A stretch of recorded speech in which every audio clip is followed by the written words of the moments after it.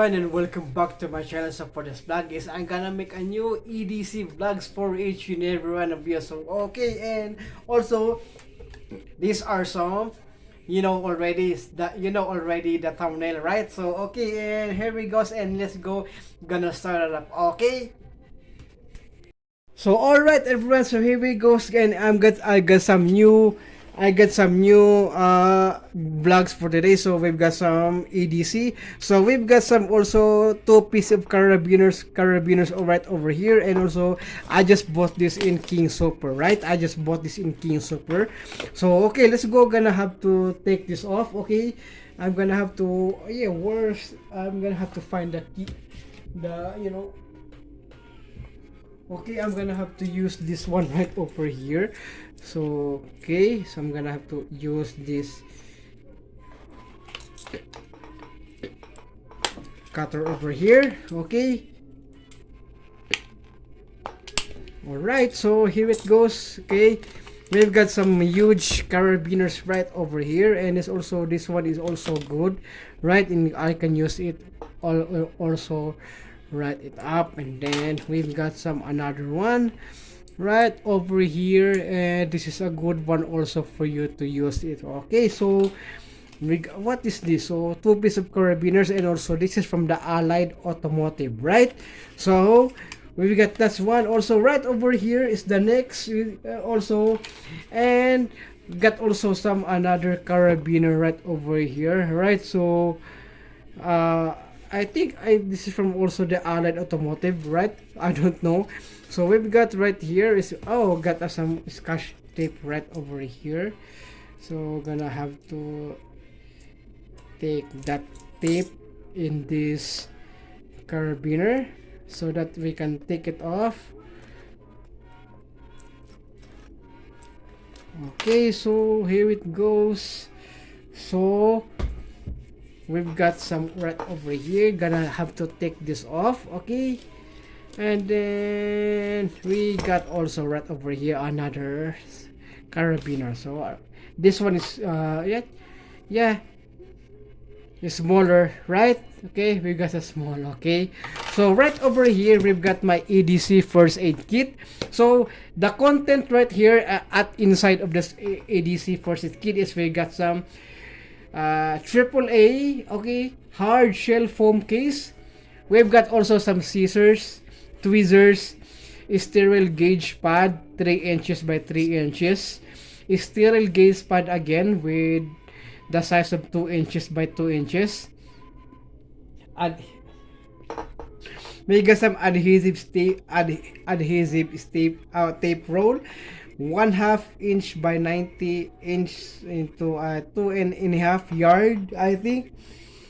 Bandages of 3/4 inches by 3 inches, and we've got some another bandages of 3/8 inches by 1.5 inches. Knee and elbow bandage of 2 inches by 4 inches. Knuckle bandage 1.5 inches by 3 inches. Alcohol prep pads 2.5 inches by 1 1/4 inches. Antiseptic towelettes, okay, 5 inches by 6 3/4 inches. Sting relief pad of 2 1/4 inches by 1 1/4 inches. First aid guide, and also a carabiner, which is this one, right? Okay, so gonna have to take this card box, right? Okay, gonna have to take this off right here, and then gonna have to, yes, okay. So we've got right here AAA first aid kit, AAA EDC first aid kit. So nice, very durable. So okay, let's go, gonna open this up, and then let's go, gonna check it up for this. Oh, there we go. So we've got some small, we got some, yes, band-aids, and yes, got some tweezers, right? Also knife, as small scissors, the cute scissors right over there. Got some right then, one right here, and then what else what we have right here at the other side of the mesh packet. So we've got right here, what is this? A sterile swab. Okay, okay. BZK antiseptic towelette. Okay, how many? Okay, how many towelette we have? 1, 2, 3, 4. Okay,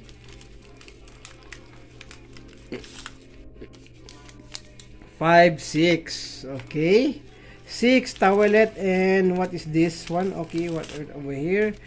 We've got some alcohol pad, right? So how many alcohol pad we have?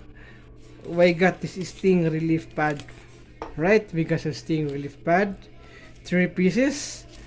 And we've got some alcohol per pad, 2, 4, 6, 8. Okay, we got some 8 alcohol per pad, right?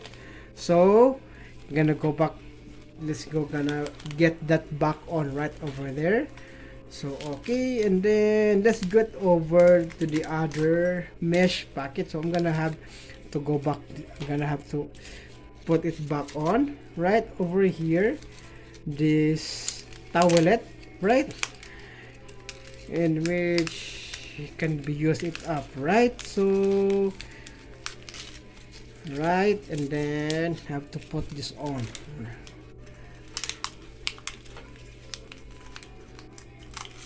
Okay, so how to stay for the rest. And we got this one right over here. We got the user manual, right? We've got some user manual. Okay, and then we've got over here, what is this? Okay, bunch of, yeah, lots of first aid kit right over here. What is this? Okay, we've got some, yes, sizes of the, you know, right, what we have seen. And the one, yes, small one right over here, the big one. Again, we got also right over here. And then what is this? A gauge pad, right? Gauge, right? Gauge pad, right? You can put that sterile if you have some, you know, right? So yes, this is a good EDC emergency kit for you to have it. So if you are in a camping or urban EDC, right? If you are an urban EDC, and then also not perfect for you to have this, right? So all right, so that is just not have some long video for today, right? So okay, so right, and it's also, this is a good emergency kit for you to have it, right? And it's also a good one for you to have it. Perfect. And it's also really love this one. And also you can bring this anywhere that you want, right? Okay, so these are good product, these are good products. So you just have to put this one right here, so that the, you know, right, if you want to put this like, you want to put it like that. Yes, that would be perfect, right? So have to bring that one up right there. Okay, and also got some, you know, to put my water water bottle for this one,